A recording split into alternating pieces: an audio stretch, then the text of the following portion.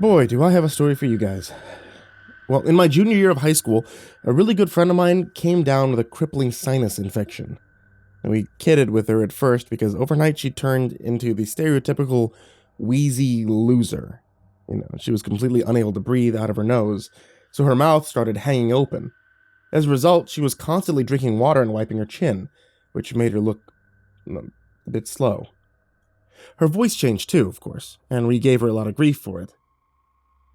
Friends can be crueler than enemies at times. But after 2 months, with no end to the infection in sight, we realized how serious the situation was, and we banded together to support her. We took turns staying with her on the weekends because she no longer wanted to leave the house. Her nose constantly ran, and of course, the discomfort made her irritable. After about 3 months, the skin around her nostrils started to physically rot, and it was constantly open and infected. She dropped out of school, and she refused to leave the house for any reason. It was absolutely heartbreaking. Her parents were at a complete loss as to what to do. And for a while, there was actually talk of having the inside of her sinus cavity replaced, essentially, with some kind of artificial material. They ran every test under the sun on her, and nothing came back positive. They gave her every antibiotic they could think of, and she tried using a neti pot for a while, but that seemed to just make things worse. Watching her deteriorate was one of the worst things I've ever witnessed. By the 6th month, she had lost about 20 pounds. She was spending most of her days sleeping. Someone began supplying her with opiates, and she developed an addiction to them. None of us could believe how quickly her life had been taken away from her. And one evening, we were sitting in her room. We were playing Monopoly. The game was taking longer than usual because it was hard for her to concentrate. I made an offhand joke about something, and for whatever reason, it caused her to break down.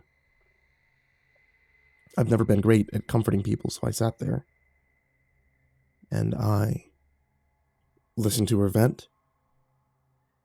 It seemed like the best thing to do anyway.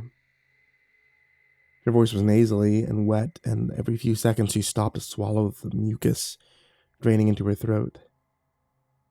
"I can't do it anymore," she said. "I wish I was dead." I started to give her some kind of sappy comfort statement, but she lost it. She started clawing at her face, whimpering. I tried to stop her, but she got up and she started banging her head against the wall. "I just wanted to stop," she screamed. She was absolutely hysterical. She ripped the bandages, which by then were permanent, off the tip of her nose, and I could see how raw the skin was. And then she turned and she screwed her eyes shut and blew out of her nose as hard as she could. Her face turned bright red. There was a strange, wet, sputtering noise as the air forced its way out. The red turned into an alarming purple, and I really, truly thought she was going to give herself an aneurysm.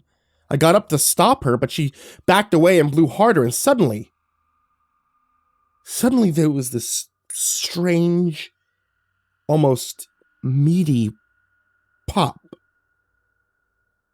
And something flew out of her nose, and it spattered across the floor, about 3 feet away from us. We stared at each other for a second. She took a deep breath through her nose, the first one I'd heard her take in almost a year. Her face crumpled, and she started sobbing. I got up and I held her. I admit I might have cried a little too. But eventually we got ourselves together and went to see what it was that she'd blown out. And where the thing should have been, there was only a slimy, reddish mark and a trail leading out into the hall. We followed it, both of us not really thinking much at that point. She was taking big breaths through her nose, and I suppose I was more focused on that. At least until we found the thing halfway down the hall.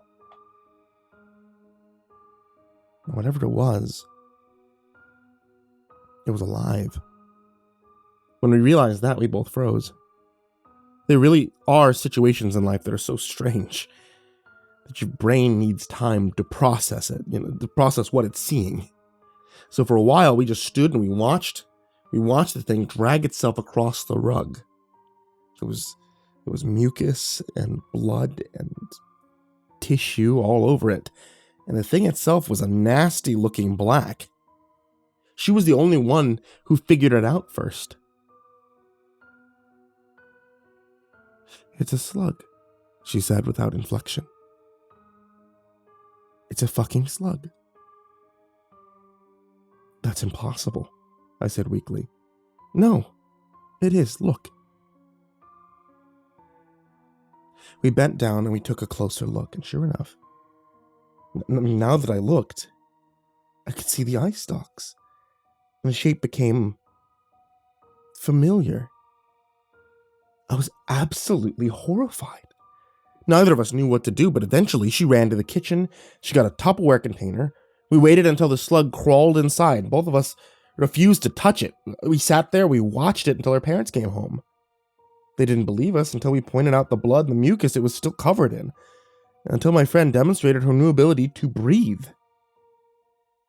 Her parents rushed my friend and the slug to the hospital, but it took almost a week before we learned what exactly had happened. Now, shortly before the sinus infection began, my friend had gone with a few others to a local swimming hole. She remembered at one point getting a nose full of water.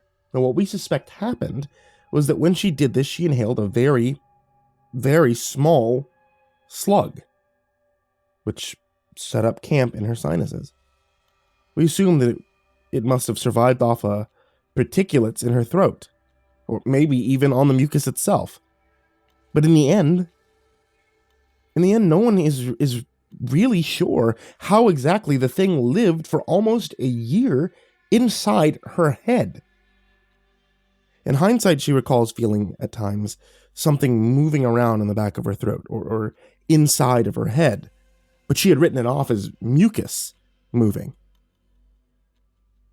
See, my friend, she's fine now. And aside from some scarring here and there, but there's nothing like a slug inside your head to make you paranoid for the rest of your life.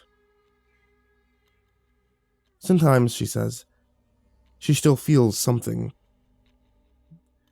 moving around in there.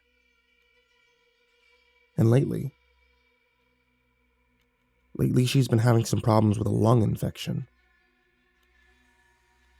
I'd like to tell her that she's just imagining it, that everything will be fine. But I've done some research. I'm worried. I'm worried because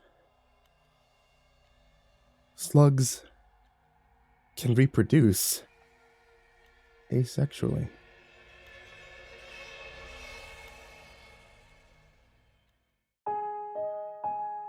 Good evening, kids. It's me, MrCreepyPasta, and I wanted to tell you thank you so much for watching tonight's video. If you guys are looking for a nice hot beverage to enjoy while listening to scary stories, or if it's still snowing out where you guys are, because I keep seeing that everywhere, then might I suggest you check out etsy.com/shop/ivorymonocle tea. My wife's tea shop. She has numerous different teas that you can be able to get, as well as Dungeons & Dragons and Creepypasta themed teas. And if you ask for the Mr. Creepypasta dabbing sticker, if you get a Mr. Creepypasta Dark and Stormy Night tea, then you get the special little sticker that I threw together.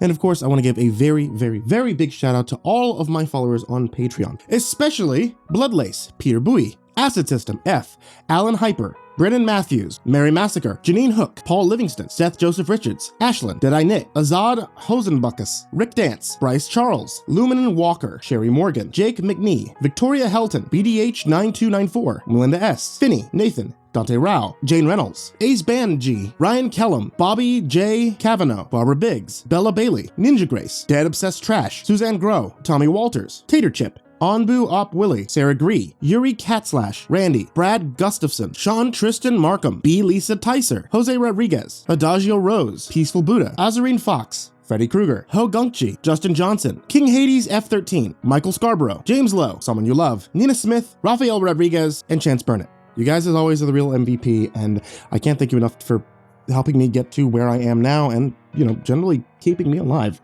So thank you all so much for supporting on Patreon. Thank you everybody in the description for supporting on Patreon. And thank you everybody out there who's listening and watching somewhere across the many reaches of the internet. Have a good night and sweet dreams.